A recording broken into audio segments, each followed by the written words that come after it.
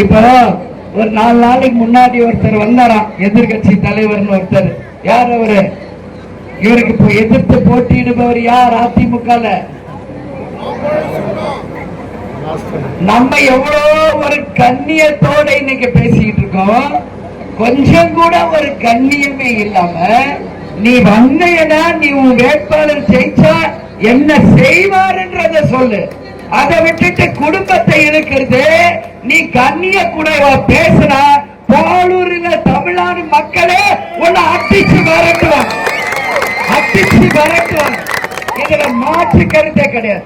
உங்களை பத்தி எல்லாம் நாங்க பேசத்தே கிடையாது. அப்படி இருக்கிறப்ப எதுக்கு பேசுறீங்க? உன்னால முடிஞ்சா உன் வேட்பாளர் என்ன செய்வாங்க, மக்களுக்கு என்ன செய்வீங்கன்றத சொல்லுங்க.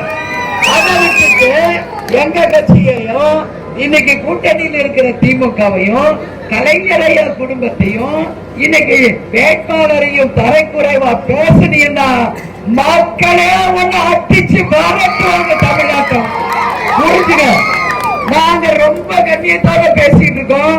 ரொம்ப ரொம்ப கண்ணியமான கட்சி.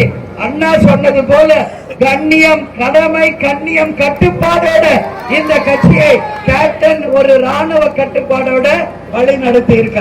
அதனால தேவையில்லாத வார்த்தைகளை பேசக்கூடாது. யாரா இருந்தோம் இங்க தேர்தல் வர்றது எதுக்கு? இன்னைக்கு எல்லா குடும்பத்தையும் திட்டத்துக்கு வருது தேர்தல். உன்னால முடிஞ்ச வந்து மக்களுக்கு நல்லது பண்ணு. இன்னைக்கு லஞ்ச வழக்கு, ஊழல் வழக்கு வச்சுக்கிட்டு உன்னால டெல்லியில போய் திரும்பி கூட பார்க்க முடியாத அளவு ஊழல் வழக்கு வச்சுக்கிட்டு இருக்க.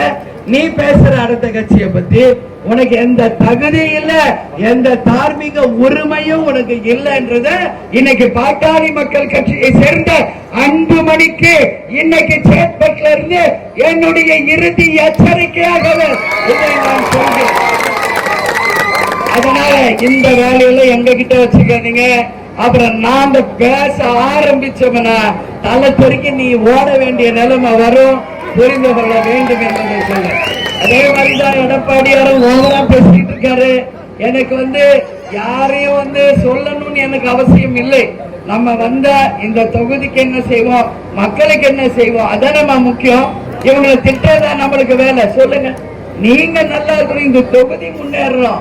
அதை விட்டுட்டு அவங்கள திட்டுறது இவங்களை திட்டுறது, இது யாருக்கு என்ன பலன்? அதுல ஒரு பலனும் கிடையாது. ஆனா அவங்க எல்லாம் வேற சொல்றதுக்கு ஒண்ணுமே இல்லைன்றதுனால வெறுமனே எதிர்கட்சிகளை திட்டுகின்ற வேலையை செய்யறாங்க.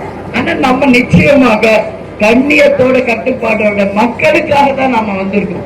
இந்த தொகுதியை முன்னேற்றத்திற்கு தான் வந்திருக்கோம். தேர்தல்கள் வர்றது மக்களுக்கும் தொகுதிக்கும் நல்லது செய்வதற்கு தானே ஒழிய மற்றவங்களை திட்டுறதுக்கோ குறை சொல்றதுக்கோ கிடையாது என்பதை மக்களே உங்கள் வாக்குகள் மூலம் அவங்களுக்கு நீங்கள் புரிய வைக்க வேண்டும் என்பதை இந்த நேரத்தில் உங்களை பார்த்து நான் கேட்டுக்கிறேன். எங்களை பொறுத்தவரைக்கும் எந்த ஜாதியும் இல்லை, எந்த மதமும் இல்லை. எல்லாருமே ஒரே அக்கா தம்பி அண்ணன் தங்கச்சி தான் கேப்டன் எங்களை சொல்லி வழி நடத்தி இருக்கார். அதனால இன்னைக்கு ஜாதி கட்சியை வச்சுக்கிட்டு இங்க தேவையில்லாம ஜாதியை பத்தி பேசுறது, குடும்பத்தை பத்தி பேசுனீங்கன்னா அப்புறம் நாங்க பேச ஆரம்பிச்சா உன் மூஞ்சி எங்க வச்சுக்குன்னு தெரியாது. அதனால இதோட அன்புமணி நீங்களும் நிறுத்திக்கங்க, எடப்பாடியாரு இதோட நீங்களும் நிறுத்திக்கங்கன்னு நான் ரொம்ப ரெஸ்பெக்டா சொல்றேன். அதனால நாங்க வந்திருக்கிறது ஓலூர் தொகுதி மக்களுக்கு நல்லது செய்ய, இந்த தொகுதியை முன்னேற்ற, என் அன்பு தாய் குலங்களுக்கு நல்லது செய்ய, இதுக்குதான் நம்ம வந்திருக்கிறோம். நம்ம சரவணன் வெற்றி பெற்றால் உறுதியாக நாங்கள் சொன்ன எல்லா வாக்குறுதியும் உங்களுக்கு நிறைவேற்றுவோம்.